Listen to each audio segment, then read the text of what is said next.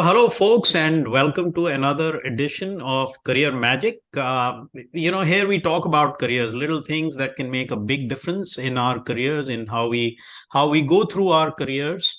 And in this particular series, I speak to people with very interesting careers. People who have either made big U-turns in their careers or done something very different that makes us sit up and take notice and learn from them, and perhaps also get inspired by them to try similar things, and also learn from them on how we could do similar things. So in this series today, I have got my dear friend PKVK with me. PKVK is a little bit of a mouthful to say. I've always called him PKVK, but I'm going to call him Vijay today. A little bit easier on the tongue. And so Vijay is a professor in the US. He will tell a lot more about himself to us. But it's been an amazing journey. I mean, he has done all kinds of different things in his life. From being a civil engineering professional to so we are both from IIT Delhi. We were classmates. So he was civil engineering professional. Went from there to being a marketing and brand specialist, and did some wonderful things, and then became an internet whiz kid. Headed companies, internet companies in the early era of the internet, and then did something quite remarkable. Now he's a professor who specializes in, I think, music, marketing using music, music branding using music, and those kinds of things. He is a violinist, a trained Indian classical violinist in the Carnatic style, a very, very good musician. And he has kept in close touch with that passion of his, and he has blended those two things now, his passion and profession, and he's doing something wonderful. So we'll talk to him and see what he can tell us about his journey. Vijay, the first question I want to, if I told our audience a little bit about your career, but if you wanted to quickly describe in one or two sentences your overall professional journey, uh, what would you call it? Well, before I begin there, thank you for this very glowing and kind introduction. Nitin is always kind to me. He makes it to be more than what it is, but thank you very much. Yes, you're right. And, that I have sort of bumbled through more or less like a random walk through different kinds of, stops in my profession. But I'd say, if I were to say it in one line, I'll probably say it's been one long journey of self-discovery in many ways. Sometimes I discovered I had strengths that I did not know of. Other times I discovered that I should avoid some pitfalls that there were blind spots. And life goes on like that. But, I became more competent to figure out this in a more refined way as things went along. And I was able to find that sometimes I had more headroom than necessary, so I could do something in that space. And things like that. So in short, I would say it's been one long journey of self-discovery, and that's, of finding curious things and chasing them for a little bit, and then finding something else more interesting and pivoting to that would be a good way to summarize what I've gone through in life as a career. Yeah, wonderful. So yeah, I mean, Vijay is saying that I'm very kind, but I was not kind enough, I think. One of the things I forgot to mention was that he is one of the funniest guys I know, a very witty guy, and an absolutely awesome human being. So that's why I'm always drawn to him, to really that friendship and humanity that he has towards other people. So it's really been great knowing him. But anyway, so coming back to your career path, and what I want to understand, I think you talked about that a little bit, Vijay, but I want to get a little bit deeper into your motivations at different stages to get into. So if you could take a couple of examples specific examples of these turns that you took. What was the motivation? So yeah, maybe I could begin sequentially right out of our IIT. Um, I got into one of the firms. It's called the National Industrial Development Corporation. I was in the structural design cell, and if and those who know me well in from my days in IIT would know that I paid my attention to academics was economical, and I was doing other things, playing the violin and things like that. So I studied to get by and a little bit more maybe. But so when I get into this first job, suddenly I have to design this whole building. It's an industrial building with cranes moving up and down, and I have to design these gantry girders.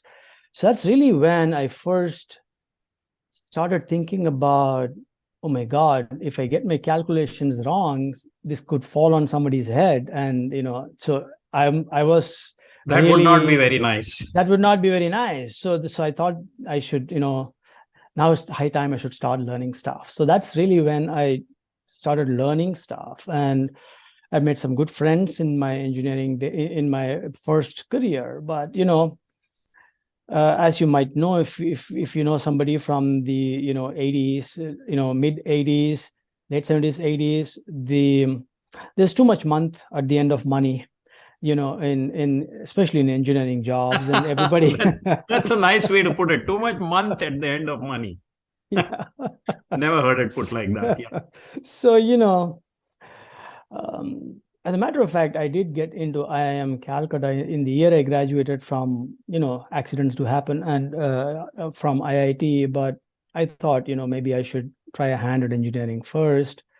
And after a couple of years, 4 years, I realized that maybe I should have, maybe gone in the direction of selling some soap and things like that. Maybe I would make more money.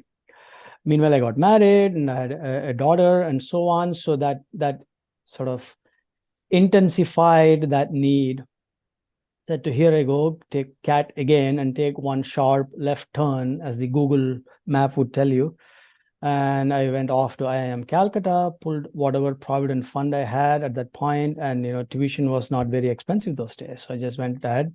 Now this time I was kind of serious, because now I was burning our own money, the family's money. So I was able to do fairly well, in the top few folks at IIM Calcutta. And then I got into Tata Steel. So I worked there for many years, 3-4 years. So that was my first turn. And out of IIM Calcutta, my goal was to find a job that would give me least accommodation, so I don't have to pay rent. Those were the kind of goals at that time, not that I would change the face of earth.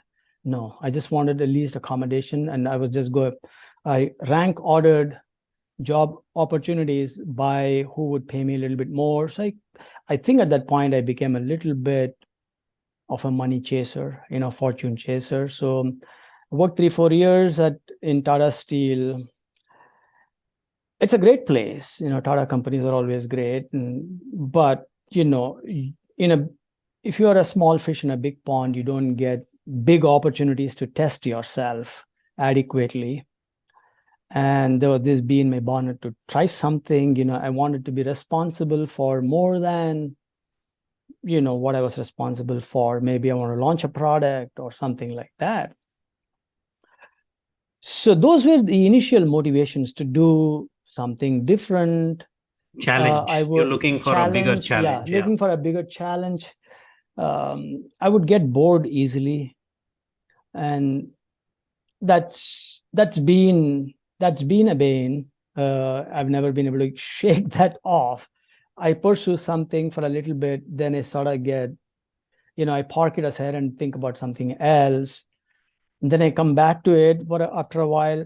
One thing I'll say though, that I've never ever gotten bored with music. So that was a process of discovery. I discovered that whereas I get bored with many things pretty quickly and they tend to come back after a gap, but music was always enduring. So it always offered me more curious questions to ask, explore more, a different raga or a different, beat pattern, what have you, and things like that. So in many ways, my approach to life is informed by, my training in music, and I come from a musical family.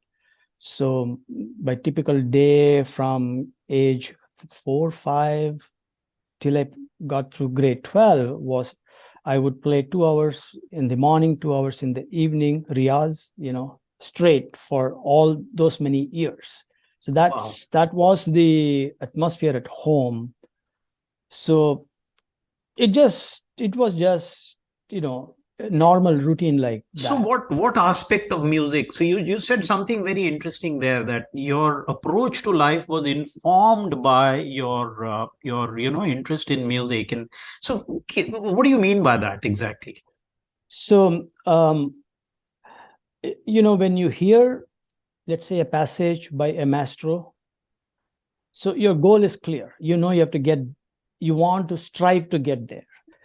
So the goal is in front of you, and then how much ever you try, the gap between the goal and your current state is so big that if you want to reach there, then you have to plan. You have to do some things like, and this is in part also true of engineering, you have to break it up. You have to work from whole to part. Say, I know this distance now. Okay, let me just take this phrase and let's get that straight. And then break it down further and, master that phrase.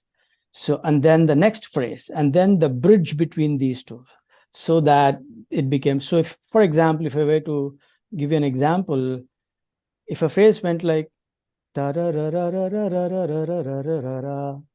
it went like this, so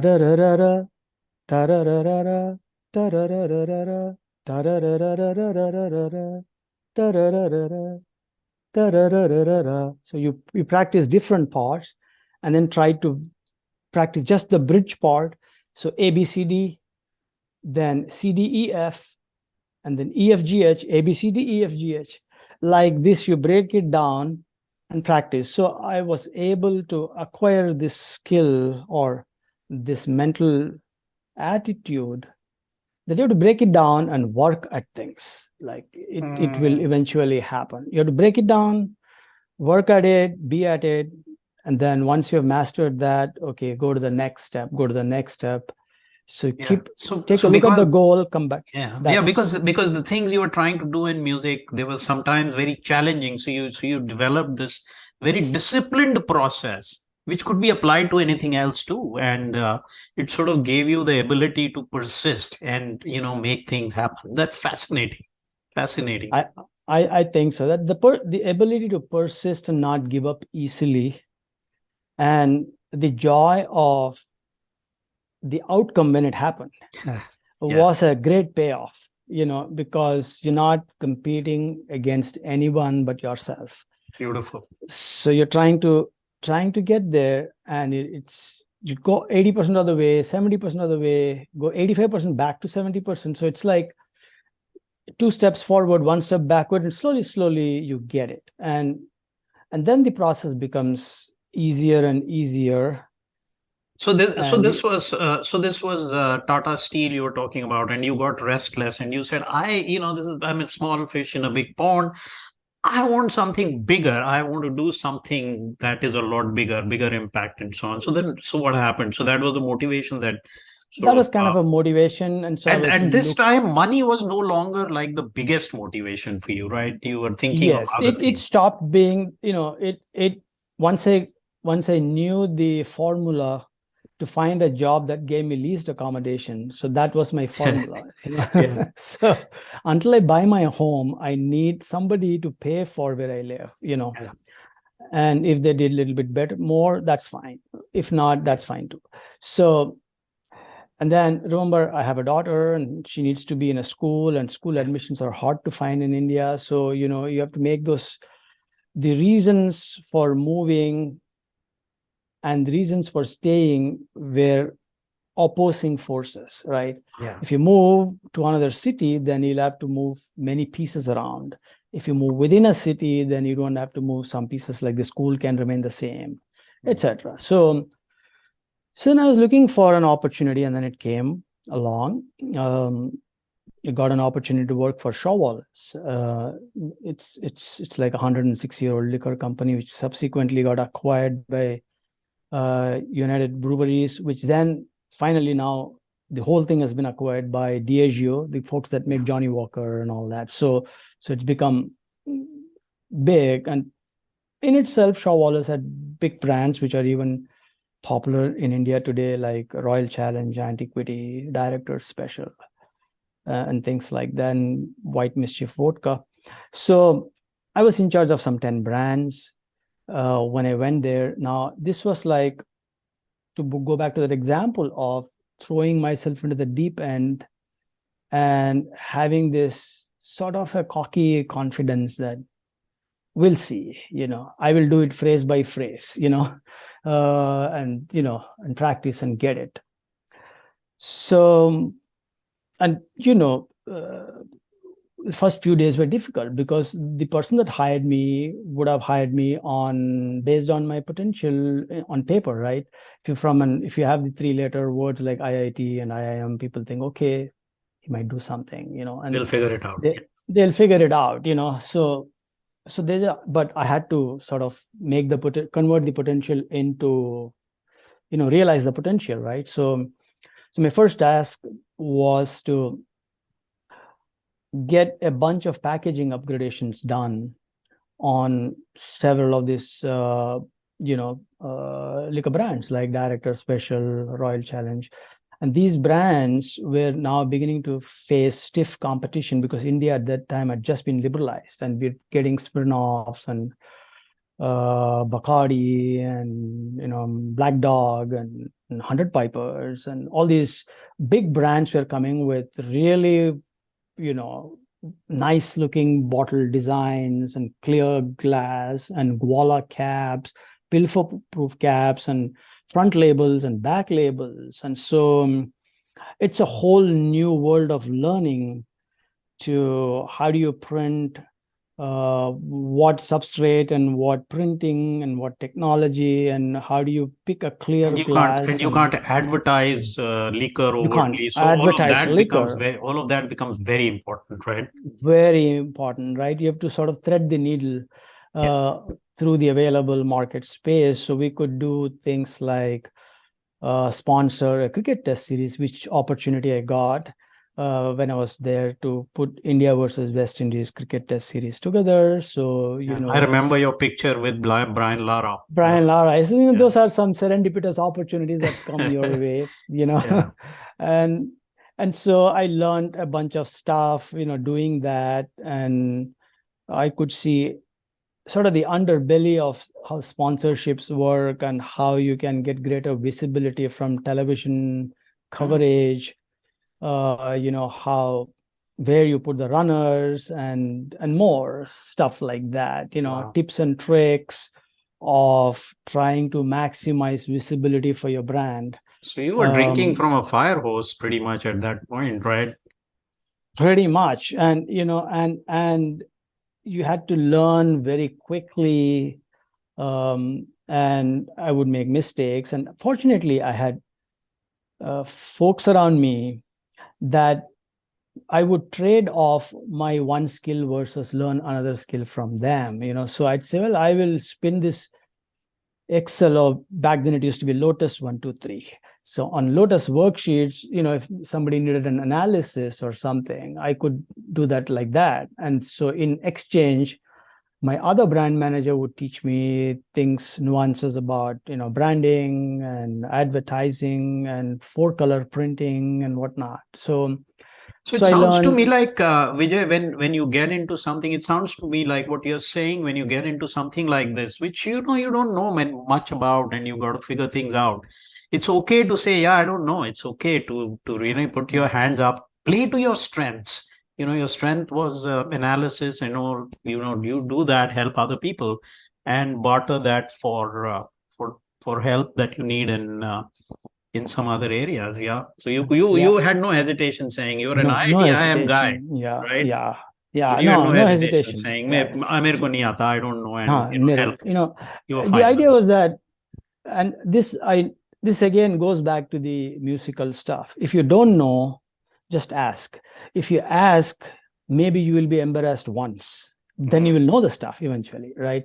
But if you don't know, and if you pretend as though you know that stuff, then you're going to be always uncomfortable and embarrassed, because you have to Sure. cover up what you don't know to be what you know, and it's kind of Sure. very queasy. I couldn't live honestly like that. I just would ask, Sure. bata do, So and how did then this stint go overall, the Shaw Wallace, and overall, how long did it it was one last? of the best stints, in terms of the learning experience. Okay.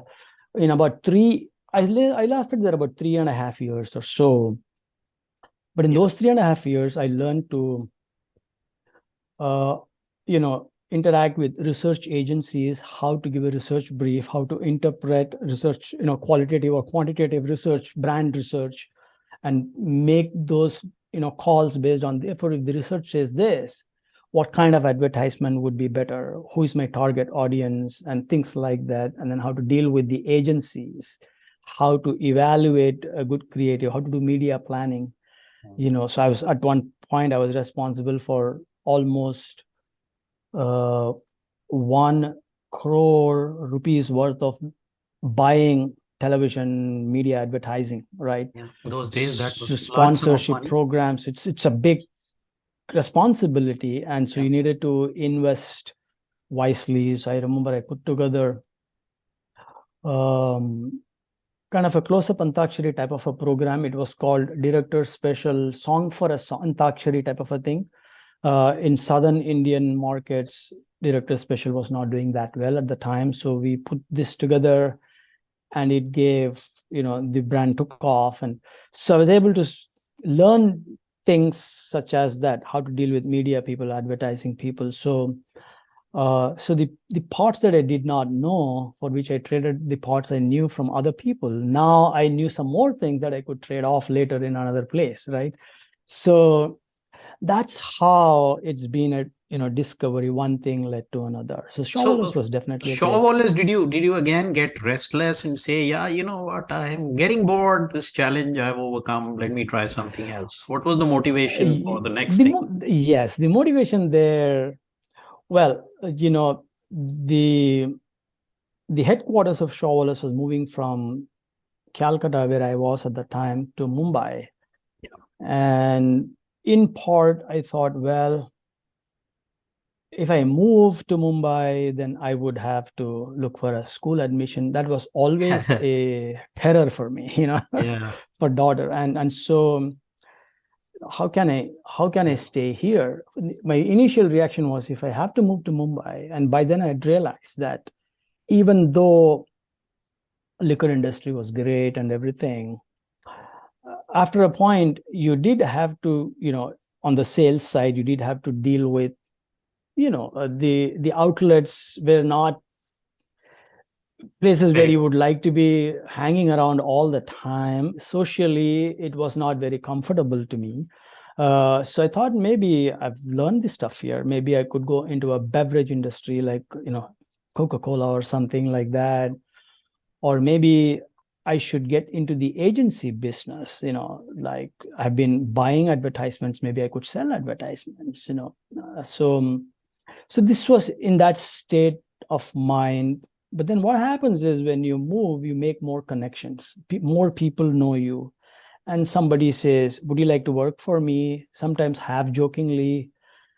And if you pursue that as a possible opportunity, in business school, they teach you a lot about SWOT, like strength, weakness, opportunity, and threat. And, opportunity is always sort of a half open door. You have to reach and push it open, or pull it open. It's only a glimmer of the opportunity that you see. Then you do some introspection, And so and the context what informs. you're saying is, if you have a larger network, then more of these opportunities become visible to you. And therefore, there's more half open doors that you can push through and get in there. Yes. But in the absence of a network, that sort of limits what is visible That to sort you. of Yeah. limits you. Yes, Yeah. yes. Okay. Wonderful. And in that, there is both an opportunity and threat, because if there are lots of doors open, you're always tempted to shop. But that, in hindsight, now I realize that I did some of that, and I maybe should not have done that, and I would not recommend people do that. For instance, this is a good point to state one principle that I learned by experiencing adversities, is that these opportunities are like diagonal promotions, right? You are in this organization, you go to another organization, maybe you get some raise. So let us say, to make this up, maybe you're a deputy general manager and you become a general manager. That seems like half a promotion to you. You're essentially doing the same job, right? Your responsibilities have not dramatically changed. Your span of control has not changed. You're doing essentially the same job, but it seems like a promotion. And then maybe you get a little raise. So I call it a diagonal promotion. It's not a vertical up, right? You sort of moved this way, zig and zag, and that type of promotion is not very good in the long run, because a promotion in the organization you work for Is better. Is twice, if I were to put a number, better than, if you zig and zag and reach that same level, you will not be able to perform as confidently, because you've not seen headwinds. You just took the path of least resistance and reached your destination. As the old saying goes, the joke that BS can take you up but can't keep you there, right? So Yeah. eventually you will get shot down. That's a So very interesting way to put it, because within I have seen this happen a lot, because I work with career professionals. I help career professionals. I see this a lot, where people run into headwinds in their organization and they just quit and go somewhere else, maybe get a little bit of a raise and something. And the problem with that is you haven't learned to overcome or deal with those headwinds. And when you haven't, when you run into headwinds in the next place, now you have to figure it out or run away again. And not a good situation. So that's beautifully put. I think to overcome those actually is much more valuable, and you can do that if really well in the same organization. Yeah. Okay. yes, Brilliant. yes, So that's absolutely true. what I want you to do, Vijay, is I want you to fast forward us into your journey into the internet space. So you did a lot of work with this whole branding and creating markets and that kind of thing in a number of companies. You work for media companies and so on. And then eventually you pivoted to. So I want to talk about your next two pivots really, and the one that I really want to focus on is your last pivot, because that to me was quite fascinating. So talk a little bit about the Yes, internet company's pivot, and then we will move on to that last bit, which I want to talk about. sure. So the internet pivot was like a FOMO, fear of missing out. Everybody is getting there, and people are talking about paper money and stock options, and this whole new lingo in around the year 2000. How much stake and what, multiples and eyeballs and all this whole new lingo, which seemed so real. In many ways today we are talking about artificial intelligence in that same way. I'd say we have to right size the hype. With hope is good, hype is not so much good. So I do think that artificial intelligence brouhaha today is quite overstated. One swallow doesn't make summer. It was the same thing back in 2000, but they were living in droves, levers. They are living levers. These were the kind of headlines, to for startups. So I got bitten by that bullet, and I got into a couple of dot-coms, including a subsidiary of NIIT Limited. It's called the netvarsity.com. It was an education portal, which, at the time, even big companies were thinking like, I'll have a subsidiary, that will unlock we'll play the valuation game there, and it will unlock the human intelligence, intellectual capital. All these kinds of words were buzzwords back then, and I learned a bunch, no doubt. I mean, I definitely saw some failure there, in the sense that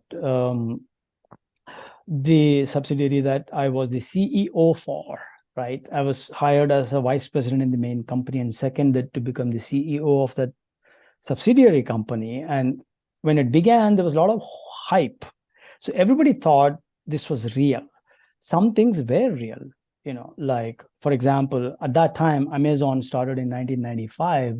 They didn't turn corner and make their first profits till 2003. So a few people persisted. Rediffusion in India comes to mind. They became Rediff, and then, rediff.com and things like that. They did pretty well. Many others like India.com fell by the wayside. So it was that period of a lot of turbulence. I did make mark as a internet what do you call it? CEO. Maybe CEO and expert of sorts, and so, but it's Ando mein kana raja, right? If you don't, not many people were there, so what little you knew, you seem to come across as an expert. In hindsight, it seems like that to me.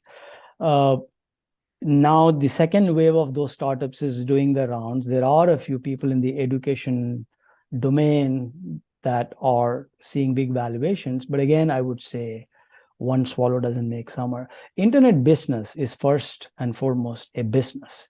So the business of business is to make money, find profitable customers in a sustainable way. All of those primary goals remain the same. But I learned a bunch. I failed, and I learned even more because of that.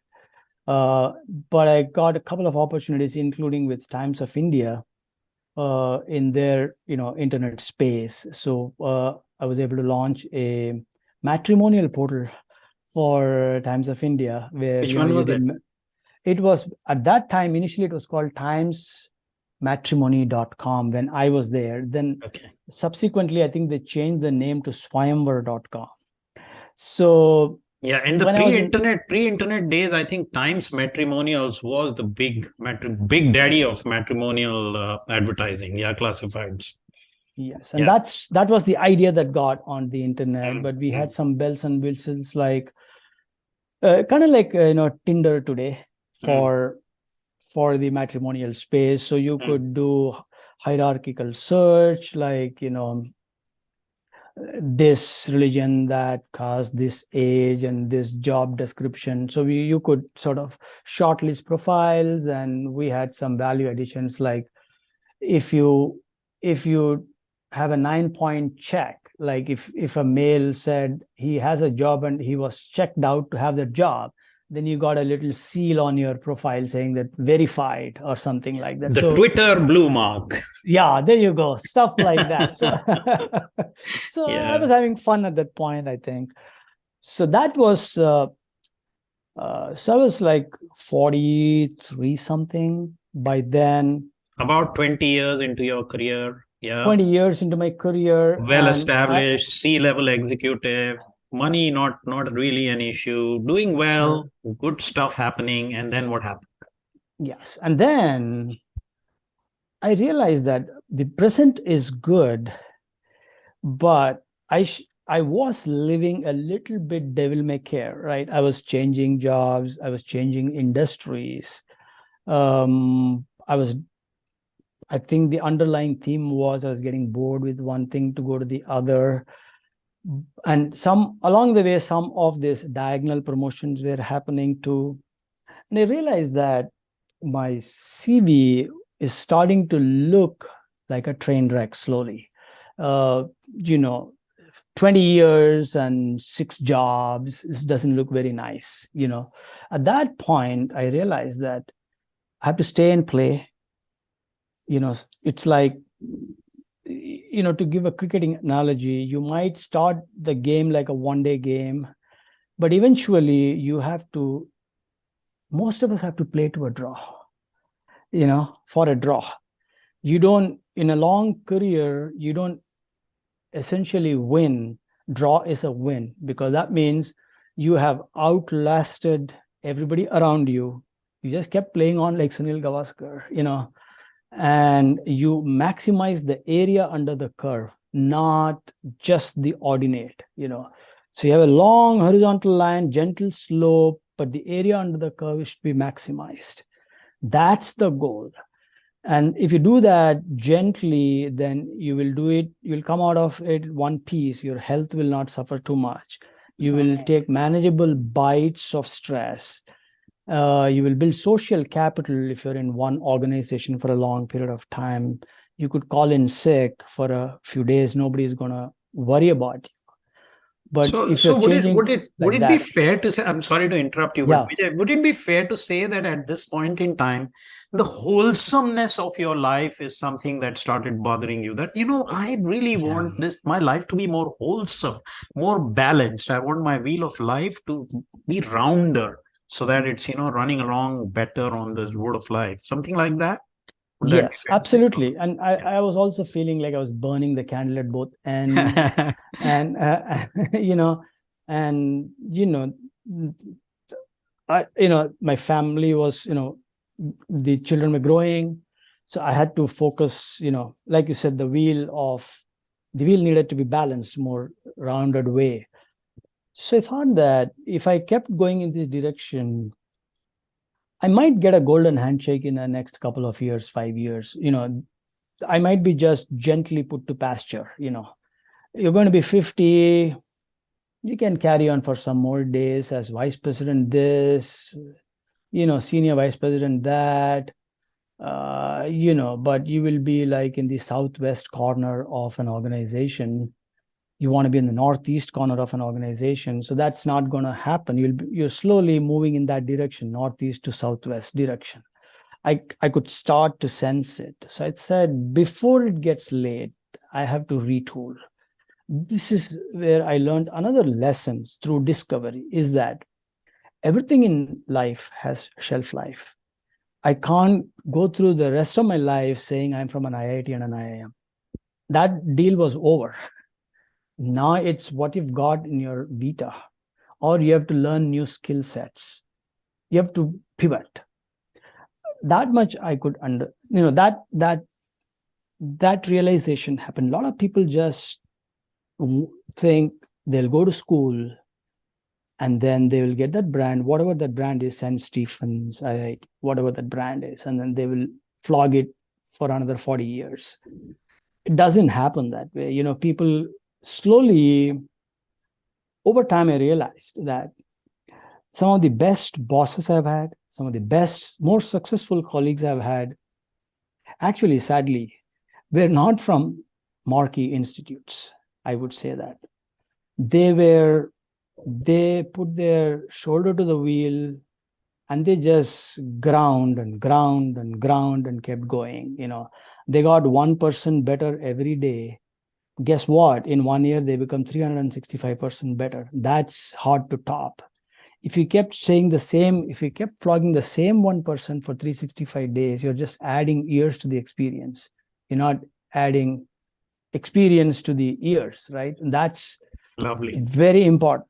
You have to retool. Everything's got a shelf life. And I was feeling that I'm getting depreciated. So I have to learn new stuff.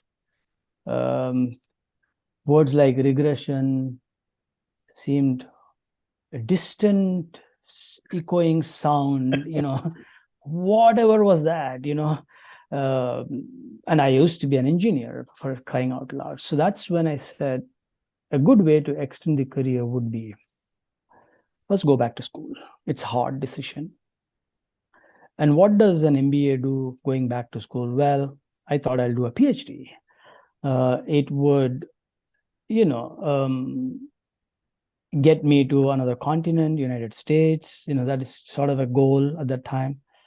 And I also thought that I may not have the ability to send my children to US for higher studies, but I could go there and pull them. That might be possible, because I still thought GMAT to crack hi ho jayega. That's like another exam. So one thing led to the other. And in a way, when I look back and took stock of my portfolio, I've done advertising, I've done branding, I've done research, I've done, different things. So I thought maybe if you sort of string it all together, it's like a research career, So there was, potential of research career that I could sort of see glimpses of that. So thought maybe also music, as I said, always was an enduring element in my life, and it always gave me questions to ask. I thought, why don't I marry these two concepts together, right? The music and marketing.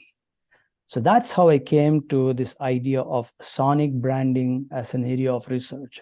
How do sounds, different kinds of sounds, some sounds make you happy, others make you sad, yet others may make you angry, or maybe not. It's a question. It's a research question. So if the rhythm is faster, will people eat faster in a fast food restaurant? So the tables will turn faster. Is that a business proposition? Things like this. If you play a slower music, in a mall, will they walk slowly and shop longer, linger longer inside the mall? So there is more opportunity for footfalls. Very interesting. So these kind of questions started to interest me, and I thought maybe I by then financially I was not challenged. I mean, I was okay. I was no longer looking for leased accommodation, for example. Right. So I thought maybe I should take a sabbatical, like 4 years. So first came to University of Cincinnati here to earn a PhD. And then, I came on a half a lark saying, if it doesn't work out, I will just come back and find some job. I have 20 years of experience, but it worked out. I got a tenure track position with Northern Illinois University. Started out as an assistant professor, which is what people do. Now I've also realized by now that you don't move around too much. Horizontal promotion, diagonal promotions are not good. All these lessons I've learned. Staying and playing a long innings is a good thing. So I decided that now I'm going to start and finish in one university. Maybe, I still was 47. You could die in your shoes in academic world, provided you publish, otherwise you perish, right? So by and by I published, I got a few publications, these little ideas grew, and grew, and I was able to publish a few papers. And just last week, I crossed 1,000 citations in Google. So Wow. that is very satisfying. Amazing. And by and by, I became an associate professor and a full professor. That's it. Once you're a full professor, that's the plateau. After that, you've become sage Narada at that point.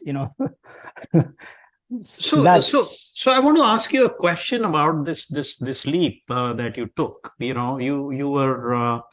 You were close to 43, 44 years old when this happened, and you basically took a complete punt. You just moved completely away from what you had done into a whole new world. Now, was this in the making for a few years, or was this a fairly quick decision? I guess it was in the making, somewhat non-consciously. If you're research oriented, then you have to have a curious bent of mind. You need to be intrigued by questions people don't normally ask, like the examples I gave you in this example, right? How many people do you think will ask, if I play faster music, people will eat faster? I mean, that type of a thing, right? But if it can lead to a business proposition, if you're a curious mind like that, it's the opposite side of being bored, right? If you're quickly bored, that's probably a negative. The flip side of that is that you have a curious mind, perhaps. So you need newer challenges, and so research provides you that. Because unlike other education, research is a race of indeterminable length. You don't know, are you running a 100-meter dash? Will this race finish? You just start the race, hoping that you will find some destination somewhere. You have some general ideas. And very often it happens that you start out asking a research question, it's like, and it's full, scientific world is full of things like that, right? People try to find something else, they end up finding benzene. They try to find something else, they find up, end up, right? They accidentally find. Yeah, lots of Right? scientific Penicillin, discoveries for are example, right? serendipity. Yeah, yeah, absolutely. Yeah. Yeah, they are. Yeah. So that curiosity actually paid off, in the sense that I asked a question, it bothered me, then I did some experiments, found some answers. And turns out that that whole packet was good enough to publish a paper. And if you do this 4 times, you made the tenure. A couple of times you made that, then you made the tenure. Then it becomes a little bit easier. And so on.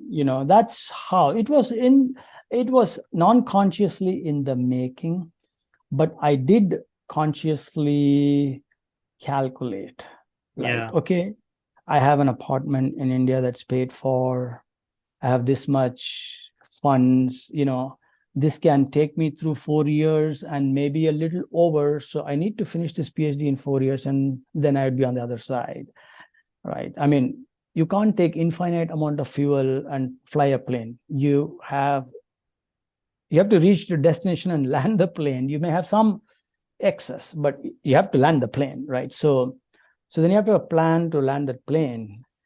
And fortunately, my dissertation chair gave me very good advice. He said, a good dissertation is a done dissertation. He told me on day 1. So he said, don't ask an expansive research question. Ask a question that you can answer within 4 years. And that's a reasonable question to ask. So brilliant. It worked out. So now you are a tenured professor. Yeah. You've been chair of your department, so it's good. Life is good. Now one thing that I have often wondered about. I don't know the right answer to that, but from your experience, I want to explore that question. Is many people advise you. I'm sure you've heard this, that what you should do what you love. So get into a career where you love the work. Just do what you love. Pick a career that you love. And then on the other side, you get advice from some other people that, yeah, that's not always possible. So try and fall in love with what you are doing. Love what you do and do a good job. That is the answer to a successful career. Whereas on the other hand, it is do what you love. So those sound like two opposites. And I think you've sort of done both. So I want to pick your brains on what are your views on those two things, and how does that sort of come together in a career? That's actually a great question. And in my experience, I would say this, that even in any regular job, you have to do 80% boring job, which I hated, to do 20% interesting work, right? If you resented doing the 80% boring job, you will deny yourself the opportunity to do the 20% interesting job. So that's the trade-off. So the first 80% is you could suck it up and do it, or you love it, you'd love what you're doing at that point. Maybe you're just bean counting 80% of the time, then you're allowed to dissect the bean maybe the next 20% of the time. But if you love counting the beans, or you can hate it and you have to do it anyways, because otherwise you're not going to get the other opportunity. So that's been the case with at least me, is that I had to get that apartment set up. I had to get reasonable funds put away so I could take a chance at chasing to do what I love, right? So I would say don't lose sight. For example, if you love doing your own business, like I want to start a .com. A lot of people say that these days. Well, do it in your free time. But find a day job, grow it to a point where, test your passion for it. There'll be lots of days where nothing will work as you thought it would work. Almost nothing will work. I can tell you that. Nothing will work as you planned. Customers won't show up at your doorstep. Your website won't work. It'll crash. Okay. And lots of bad things will happen. Maybe there'll be virus attack on your website. Bad things happen. But if you persist, and you definitely need reasonable strengths. It's like if you're wheeling a patient into the emergency triage, that's not the time to give that person vitamins. You have to first revive that person, oxygen, whatever is required medically. Do the emergency thing, get the person stabilized. Now you can do what you love. It's another way to think about it, but that's, I would say, almost a negative way. But a more positive way would be embrace what you get, the opportunity you get. Try to make you'll be dealt a set of cards by life. You can't change it. You have to try to play the best game with that card. And eventually you will find that maybe you get better and better at that game, no matter what cards are dealt. And that's the joy, right? And eventually you might find passion. I mean, So each his own. In a sense, I guess, Vijay, what you're saying is you've got to earn your freedom. Freedom is great. Yes. Freedom is desirable, but you got to earn it. You got to work hard for it, Yes. and sometimes you got to just suck it up and play the cards that you've been dealt, and push through. Push through. I guess pushing through and those difficult times is a good thing. So. Beautiful. So, in the end, thanks. You've been very generous with your time, Vijay. I know it's quite late for you in Chicago, but I just want to finish by asking you if you had to tell us two big things that you have learned through this wonderful career of yours. Two big things. What would you tell us that we should be mindful of? I'd say pace your innings, Don't be in a hurry. I mean, life is not a 100-meter dash. Nobody is keeping score. It's all right if you earn a few pennies less than, your classmate from IIT, for example. It's all right. You work to your pace. Maximize the area under the curve. If you want to be 50 and CEO, you have to be 50 and alive. So take care of your health, take care of all the quadrants, like the wheel of, spiritual, emotional, financial, physical, health, right? You don't have to finish, reach the finish line of your career by the time you're 30 or 40 or any number like that. If you see writers, actors, artists, all these people, they keep working. I mean, they keep working, and some of them are fortunate to be working in the areas they love, right? But they got there with a lot of struggle. You only see the 10% tip of the iceberg. You don't see the struggles that, like, even famous people like Amitabh Bachchan and others might have gone through. I mean, if you read their biographies, you will see that they have all had their own share of difficult times. So that in the end, I'll say that, don't take yourself too seriously. Just keep chugging along, play for a long innings. It's all right to have several overs, dot balls, because it's not one-day cricket. It's a test cricket. You have to stay in the crease. You get only one opportunity. Your bowler needs only one opportunity to get you out.